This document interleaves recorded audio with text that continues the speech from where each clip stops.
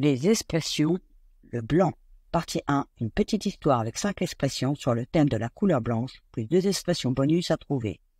Le nouvel ami de Léo et Émile. Dans une école se trouvaient 2 copains, Léo et Émile. Un jour, un nouvel élève arriva. Il se dirigea tout de suite vers ce duo d'amis et, de but en blanc, demanda s'ils voulaient jouer à cache-cache. Ils acceptèrent avec joie. Après quelques jours et différents jeux, ils comprirent que quelque chose n'allait pas.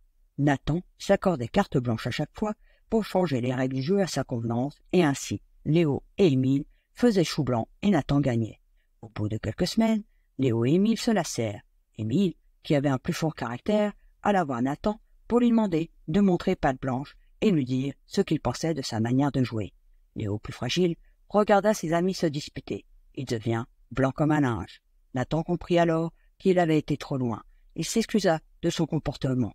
Et Léo et Émile décidèrent de lui laisser une seconde chance. Pour ce faire, Léo et Émile proposèrent d'inventer un jeu ensemble où ils pourraient faire la pluie et le beau temps. Ils s'amusa beaucoup ce jour-là, et les jours suivants, ils apprirent à connaître un peu mieux Nathan, qui était un peu souple au lait. Mais Léo et Émile souriaient à chaque fois que cela lui arrivait, et Nathan se calmait. Quelque temps plus tard, Léo avait pris un peu de caractère. Émile devint plus calme, et Nathan comprit que l'amitié était plus important que de gagner à des jeux.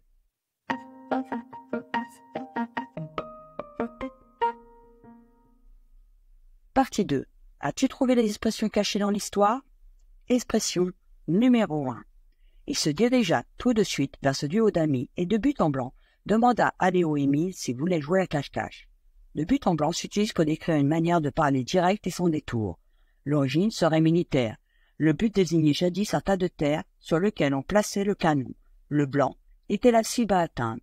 Tirer de but en blanc signifiait donc tirer à courte portée et en ligne droite.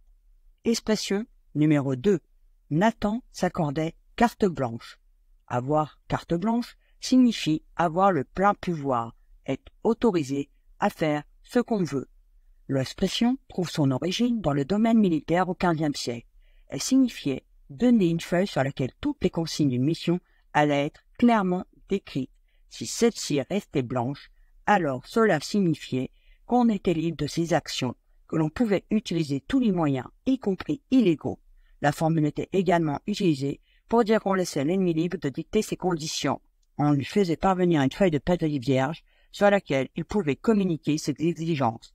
Ensuite, au XVIIe siècle, l'expression signifiait plus largement donner le plein pouvoir à quelqu'un. Expression numéro 3, Léo et Émile faisaient chou blanc et Nathan gagnait.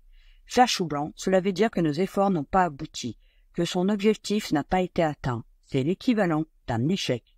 Au XIVe siècle, le jeu de quilles était très populaire. Ce jeu consistait à abattre le plus grand nombre de quilles disposées sur le sol avec un projectile. Aujourd'hui, on l'appelle bowling. C'est de ce jeu que viendra l'expression faire chou blanc.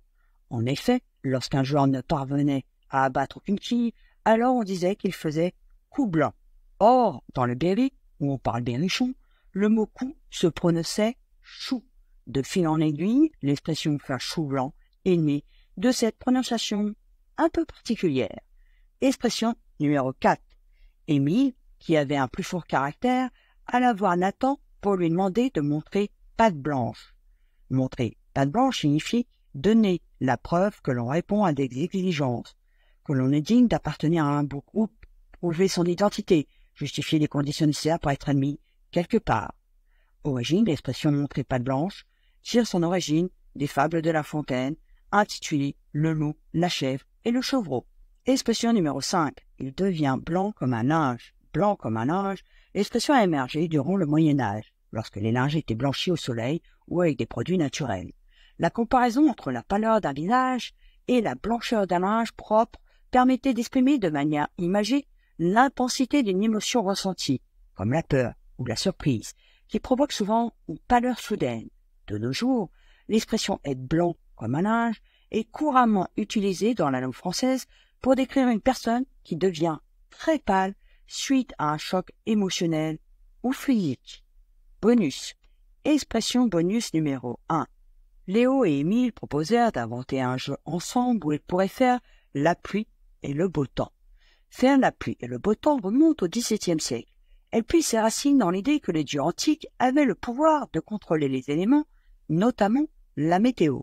Au fil du temps, cette expression s'est intégrée dans la langue française pour décrire une personne qui détient une grande autorité ou qui est en position de dicter les règles et les décisions à prendre. Elle suggère que la personne concernée est capable de changer la situation selon son bon vouloir, tout comme un dieu aurait été capable de changer la météo. Expression bonus numéro 2, Nathan qui était un peu soupe au lait. Soupe au lait remonte au XVIIe siècle en France. À cette époque, la soupe au lait était un plat courant, préparé en chauffant du lait avec du pain et des légumes. Le lait, ayant une tendance à déborder facilement lorsqu'il est chauffé, devenait rapidement incontrôlable s'il n'était pas surveillé de près. Aujourd'hui, soupe au lait fait référence à quelqu'un qui, tout comme le lait en ébullition, peut s'énerver rapidement, sans avertissement, d'une personne qui peut passer du calme à l'agitation en un instant. Merci de m'avoir écouté et on se retrouve bientôt pour de nouvelles aventures.